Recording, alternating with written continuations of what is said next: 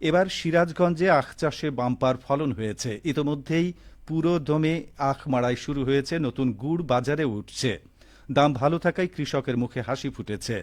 জেলা কৃষি সম্প্রসারণ অধিদপ্তর অফিস সূত্রে জানা যায়, জেলার ৯টি উপজেলার বিভিন্ন স্থানে প্রায় ১০,০০০ হেক্টর জমিতে আখ চাষের লক্ষ্যমাত্রা ধরা হয়েছিল।